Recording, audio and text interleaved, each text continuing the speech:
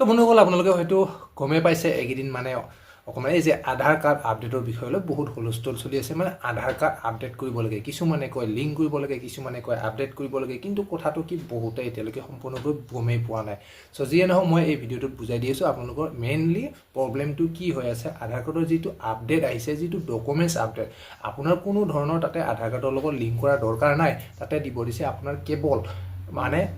Documents update মানে যিখন আপোনাৰ আধাৰ কাৰ্ড সেই আধাৰ কাৰ্ডখনৰ লগত মিলাকে মানে আপোনাৰ ডকুমেন্টছ এখন আপলোড কৰিব দিছে যে মানুহজন আপুনি হয় নে নহয় কিন্তু কিহৰ কাৰণে দিব দিছে আগতে যেতিয়া আৰু বহুতে কৈ আছে যে আধাৰ কাৰ্ডখন ৰিজেক্টেড হৈ যাব আপোনাৰ যদি আপুনি ডকুমেন্টছখিনি আপডেট নকৰে কিন্তু ৰিজেক্ট হ'ব নে নাই সেইটোও জানি লওক আপোনালোকে চাওক যেতিয়া আমি ডকুমেন্টছখিনি আপডেট দিম আপডেট দিয়াৰ পিছত মানে ইয়াত মই মোৰ নিজৰখন কৰি চালো এইখন মোৰ নিজৰখন কৰি চাইছো নিজৰখন কৰি চোৱাৰ পিছত ইয়াত ধুনীয়াকৈ দিয়াই আছে চাওক keep your Aadhaar always updated for enhanced easy of living.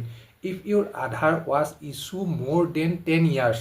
back and has not since been updated, it is highly recommended that the supporting documents POI মানে হল proof of identity oblique POA hall proof of address are updated for continued accuracy for demographic information ঠিক আছে এটো মানে এতিয়া বহুতে কৈছো নহয় বহুতে হাহাকাৰ কৰি আছে এটো যিখন আপডেট দিলো আপডেট দিয়াৰ পিছত যিখন ৰিসিভ উলাল যিখন একনলেজমেন্ট স্লিপ আহিল তাতে তলত ধুনীয়াকৈ লিখিয়ে দিছে কিহৰ কাৰণে আপডেট কৰিব লাগে আৰু এতিয়া মানুহবিলাক মানে হুলস্থুল কৰি আছে কি সকলোৰে কৰিব লাগে নে কি কৰিব লাগে নে আধাৰ কাৰ্ড ৰিজেক্ট হ'ব নেকি ডকুমেন্টছ আপডেট নিদিলে মানে বহুতখিনি নানানটা প্ৰশ্ন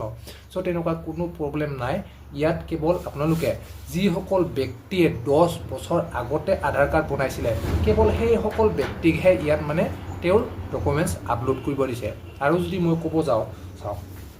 বাকি তেনেকুৱা আপোনাৰ যে আধাৰ কাৰ্ড ৰিজেক্ট হ'ব বা কি হ'ব তেনেকুৱা টেনচন লোৱাৰ কোনো দৰকাৰ নাই ঠিক আছে আৰু তাৰ পিছত এতিয়া মেইন প্ৰবলেমটো ইয়াত 10 বছৰ আগৰ হোৱাখিনিহে কেৱল দিব দিছে যদি আপোনাৰ 10 বছৰ আগতে আধাৰ কাৰ্ড বনাইছিলে তেতিয়াহে আপুনি ডকুমেন্টছখিনি আপলোড কৰক আৰু যদি হোৱা নাই 10 বছৰ হোৱা নাই তেতিয়া নকৰিলেও হ'ব বা আপোনাৰ ইচ্ছা কৰিলেও একো অসুবিধা নহয় ঠিক আছে কিন্তু কম্পালসৰি যি সকলৰ 10 বছৰ আগতে বনোৱা আধাৰ কাৰ্ড তেওঁলোকে আপডেট কৰাটো কম্পালসৰি আৰু সেকেন্ড কথা হল ইয়াত এতিয়া বৰ্তমান যিখিনি ডকুমেন্টছ আপডেট দি আছে আপডেট এতিয়া আপোনালোকে ফ্ৰীতে আপডেট কৰিব পাৰিব এটকা এটা খৰচ নালাগে আৰু যদি সেই যিখিনি সময়সীমা বান্ধি দিছে এতিয়া জুন মাহলৈকে 2025 চনৰ জুন মাহলৈকে বঢ়াই দিছে সময়টো আৰু যদি আপোনালোকে এই সময়খিনিৰ ভিতৰত নকৰে ফ্ৰীকে তেতিয়া হলে আপোনাৰ 50 টকাকে ফিস পেমেন্ট কৰিব লাগিব নেক্সট যদি যেটো ভ্যালিডিটি দিয়া হৈছে ভ্যালিডিটিটো বঢ়াই দিয়া হৈছে বৰ্তমান ভ্যালিডিটিটো যদি পাৰ হৈ যায় এক্সপায়াৰ হৈ যায় তেতিয়াহে আপোনালোকে 50 টকাকে ফিস দিব লাগিব গতিকে সেই কাৰণে এতিয়াই কৰি লওক বা আপুনি পিছত 50 টকা দি হলেও কৰিব পাৰিব এটাই কথা এতিয়া আপোনাক ফ্ৰী দি আছে ঠিক আছে আৰু 10 বছৰ যদি হৈছে আপোনালোকে কৰিব দিছে যদি হেইটো এটা গভৰ্ণমেন্ট বা তো আধাৰ কাৰ্ডখন আমি যিকোনো ক্ষেত্ৰতে কামত খটোৱা সেই কাৰণে যেতিয়া আপোনাক ইনফৰমেশনটো দিছে আধাৰ কাৰ্ড ওয়েবসাইটৰ পৰা মানে ওয়েবসাইটতে অটোমেটিক্যালি হেতু ইনফৰমেশনটো আহি থাকে আধাৰ কাৰ্ডৰ যত আমি মানে কিছুমান আপডেট কৰো বা ডাউনলোড কৰো হেতু ওয়েবসাইটত আপডেট আহি থাকে গতিকে আপডেট কৰিব দিছে আপডেট কৰি লওক একো নাই ঠিক আছে তো বন্ধুসকল এইখিনি ইমান ভয় কৰিবলগীয়া কথা একো নহয় মানে মানুহৰ মনত নানানটা প্ৰশ্ন হেকাৰণে মই কৈছো একো চিন্তা কৰিব নালাগে এতিয়া বৰ্তমান আপোনালোকৰ যিটো 50 টকা ফিস লব এক্সপায়াৰ হৈ গলে সময় ভ্যালিডিটি খিনি